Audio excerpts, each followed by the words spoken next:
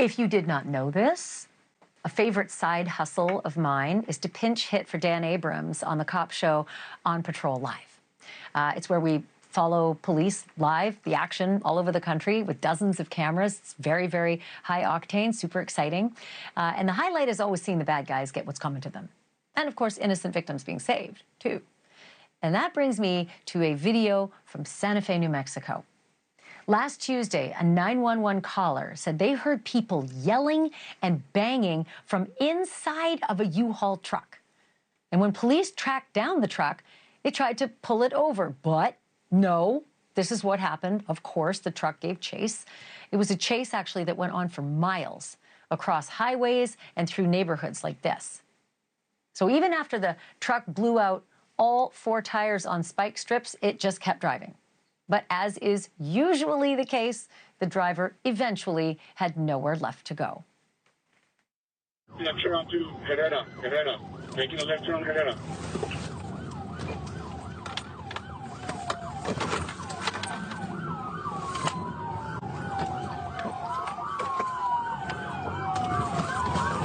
Stop. No, stop the vehicle! Stop the vehicle! Stop the vehicle! Stop the vehicle! We still hear banging from the back of the U-Haul.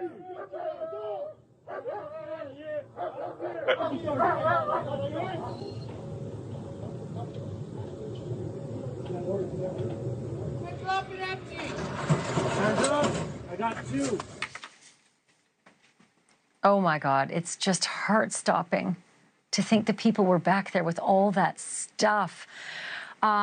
So you should know that at first the people in the back were handcuffed because the police didn't know what they were dealing with, right? So I know it looks really weird, but then they figured it out pretty quickly, that they were in fact kidnap victims.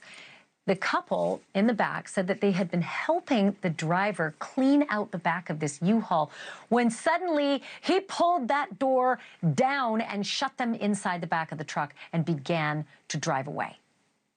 That driver's name is Stacy Walker, and tonight he is charged with kidnapping, aggravated assault, and fleeing.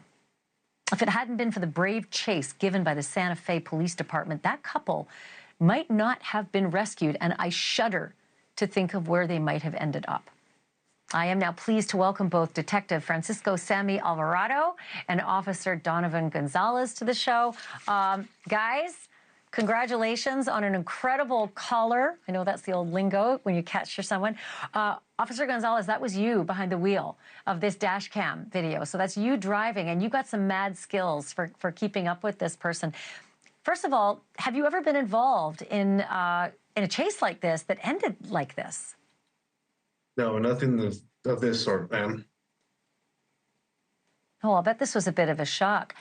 First and foremost, you had an idea that there were people in the back of the truck, and that must have really limited what you could do in this chase, officer. Tell me about that. It just made the risk so much more. It took so much additional thinking and so much more resources that were readily available, thankful to our department, as well as assisting agencies in the near vicinity. But that definitely made the chase a lot more risky than it already was, with the potential of lives being lost. As you could see in the driving of that individual, he showed blatant disregard for no one other than himself at that point, and the main goal was to try to get it to stop as soon as possible and save the individuals that were potentially back there upon the initial call. So, Detective Alvarado, because of the work that I often do on Patrol Live, I know that a frequent tactic to stop a fleeing vehicle is a pit maneuver, you know, where you come in on the side and you knock them sideways so that they usually spin out. But again, there were people in the back of that U-Haul. So was the pit maneuver not something that you could use? It was thought of based on what we had. Obviously, the careless driving, the lack of care of other people's life coming into incoming traffic, needing to stop the vehicle was an option. We had that option, but we had to keep in mind there was people behind that U-Haul. So that's, if we flip the U-Haul, it goes over, it gets in a crash, we have 2 victims in the back of that U-Haul truck. So we got to be concerned of those 2 lives. It's so upsetting to see all the loose furniture back there too, and just the potential for massive injury with the way the guy's driving up onto curbs and hitting the brakes and speeding away. And I'm going to get to that in a moment, how they're doing, the two victims who are in the back there. But first, I just want to play, if I can, what came in prior to you guys ending up on this chase. It was the call that came in to 911 because of what was captured on security monitoring. So let's just take a quick look at that.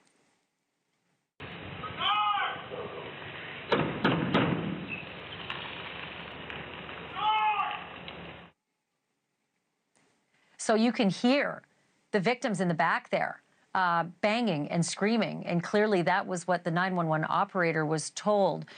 So, Officer Gonzales, tell me a little bit about what you were thinking as you finally got the U-Haul to stop and you were able to open that back door.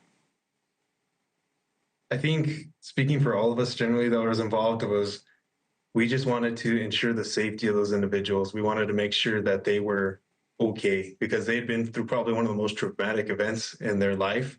And I think myself and Detective Alvarado were definitely so ecstatic that they were alive and well, and that they were able to walk away from that incident in a safe manner. Speaking of that, safe is one thing, uninjured is another. Were they banged up back there by all the debris and all the way the driver was driving? Surprisingly not. I'm sure mentally they were pretty drained, but physically they actually came out pretty well.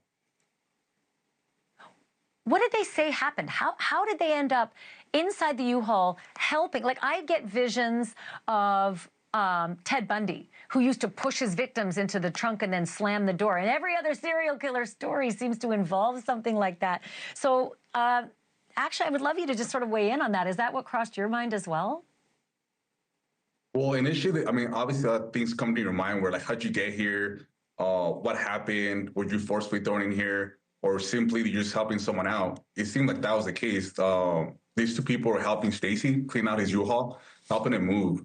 And he took that opportunity just to do an act of malice and lock him in and take him for a ride that they'll never forget.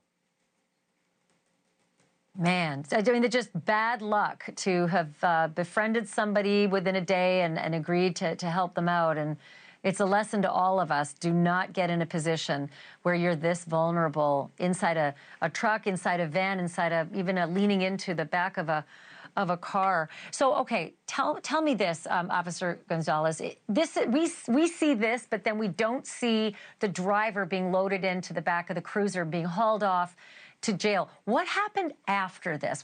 Anything that you can tell us about the driver in the back of the cruiser or at the jail?